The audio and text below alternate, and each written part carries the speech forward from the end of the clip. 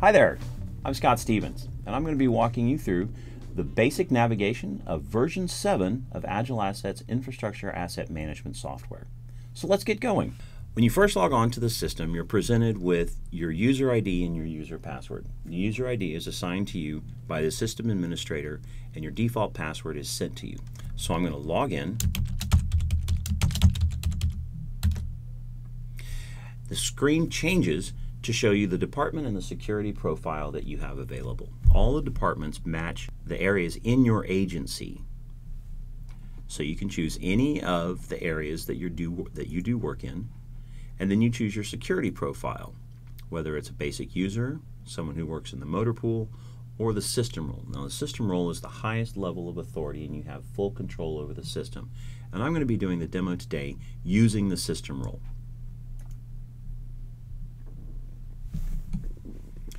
When you first launch the application, the first thing you see is the dashboard. Now the dashboard is comprised of up to 4 different reports stored in the system that can represent any of the work being done in that system, or management of assets, or where your people are working that day. For example, today I have the class code distribution across all the counties for all of my vehicle equipment classes, as well as, on this report, what preventative maintenance on which vehicles is coming due today. Now we're working in the fleet module of this system, which is shown on the top left-hand drop-down list.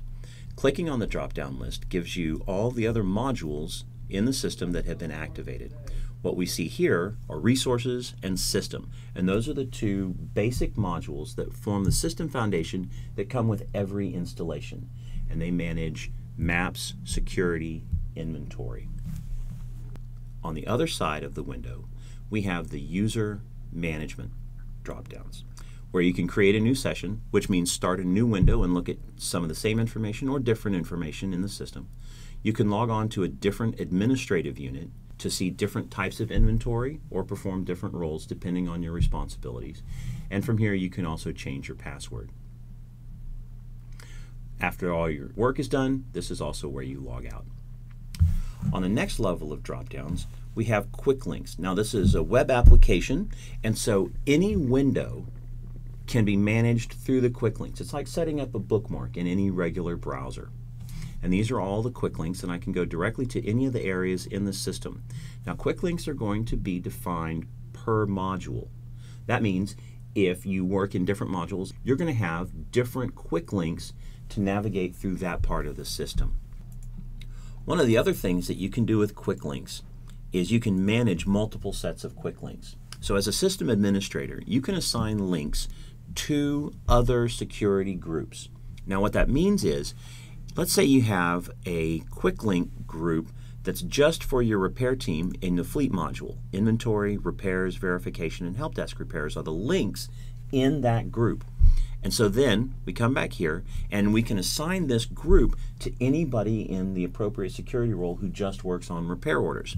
Same things with Bob links and the motor pool. So let's take a look at this. Motor pool dispatch, motor pool user reservations, and then we have the equipment inventory and inquiry. What kind of vehicles are available to be sent out from the motor pool. And then of course you'll notice that these are public. A workgroup link has to be public to be assigned to a security group. Now these are my links, and these can be managed. Comments can be added. This is preventive maintenance. And these comments will show up as mouse overs whenever you go over the quick link name. So let's show that. Save that. Here in my quick links I have preventative maintenance by class code, and you'll notice the link or the context text that I just added, preventative maintenance. You also have the option to send a link to a user through email. So I'm going to send a link to the equipment inventory to my friend Rahul.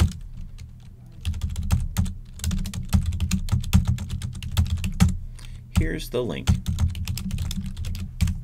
And then click send. And then wait for it to show up in the inbox.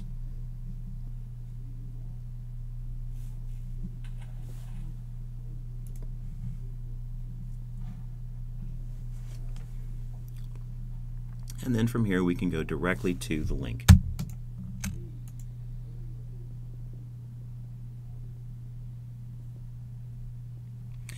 You'll be prompted for a logon.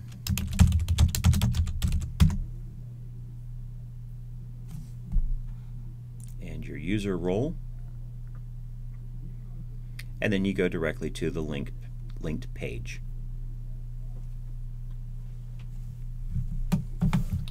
So let's go ahead and log out of that application. And here we are back in the first version of the window. Under the Systems dropdown, you have some navigation and design tools.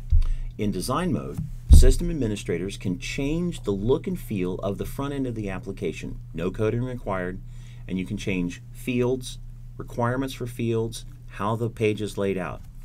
And that's for senior administrators. Underneath that, we have our location referencing system. AgileAssets supports multiple LRSs. And users also have the ability to change the color of their interface. So I'm going to change mine to navy. And then we keep going. If any of the changes you've made to your user interface need to be rolled back, you can also reset the user window settings from here. Our help menu is entirely contextual. Clicking on help on any window will take you to the help topic specific for that window. One of the cool things about version 7 is that you can have agency-defined contextual help. So that means that if you have specific requirements for how a form works or how a window is supposed to be used, you can add that to the help menu that ships with the system to decrease the time that it takes for new people to come on board and also to provide contextual help for working with your agency's forms and tools. And that's it for system navigation. Thank you very much.